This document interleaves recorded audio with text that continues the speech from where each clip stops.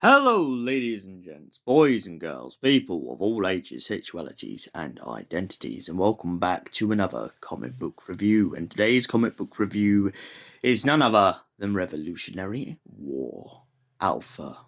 So, what is Revolutionary War Alpha about? Well, it's about an MI13 agent named Captain Britain. Yes, that's right. Captain Britain is the hero of this story. Well, depending on your perspective.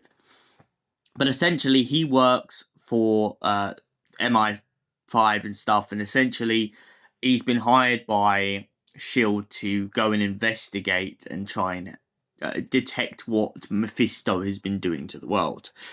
However, when the truth behind Captain Britain's past begins to be unveiled, Captain Britain finds himself in endless turmoil. Essentially, he finds himself reliving the past and constantly being taunted by his colleagues for the fact that they haven't been informed. On top of this, it turns out that Maphisto has basically been possessing everyone in London by making dodgy deals. There was a battle called the Battle of London Bridge, and essentially it indicated that a bunch of super soldiers / superheroes came together in the United Kingdom to pretty much save everyone from the doomed apocalypse that was on the verge of coming. However, as one Cockney in this story points out, this is not uncommon for England. To be fair, if everyone was possessed by demons, it would explain an awful lot. Along the way in the story, we find out that S.H.I.E.L.D. has been hiding a lot for a very long time, and has been interfering in Britain's history for a very long time. And it also turns out that Captain Britain has been hushing this under the carpet. But to make it worse, it turns out that there is a cult rising. A cult of Maphisto that uses innocence and some devotees, sacrificing their lives in the name of Maphisto and allowing him to break through the barriers of the world. Maphisto is trying to break through so he can unleash absolute carnage on the world and play the world like his own personal chessboard. However, Captain Britain and S.H.I.E.L.D. have other ideas. But little does Captain Britain know that a couple of his old comrades are on his back and are ready to assassinate him. It turns out that a lot of his old colleagues have been paid off by some occult of Maphisto to pretty much track him down. Meanwhile, a drunken soldier out in the street that is something to do with Captain Britain for some reason turns out to be looking for a fight. However, two of Captain Britain's colleagues get there just in the nick of time to save him from being beaten the hell out of by some street youths.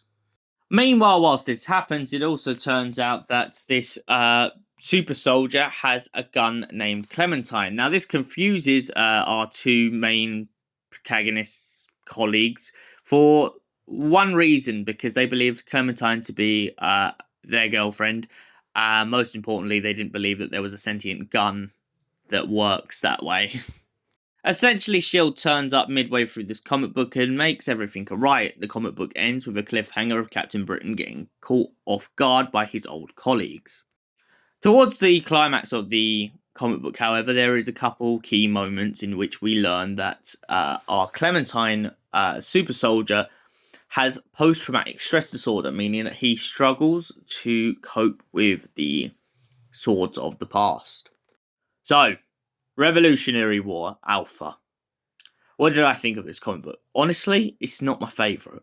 It really, really isn't. I'm just going to be brutally blunt. It has some great themes, but it tries to do too many things at once. And I feel like that's the biggest thing that lets this comic book down for me, is the idea that we're trying to establish a character arc, and yet I only know that Captain Britain is from MI15, not the fact of anything else that's happening in this story. I feel like I'm forced to learn about London Bridge and about a lot of other incidents in this story without really getting the grasp of where the story's going. And sadly, for that reason, I give Revolutionary War Alpha a solid 2 out of 10. Thank you for watching. We'll see you in the next comic book review. Until then, goodbye, stay beautiful, and have an incredible night.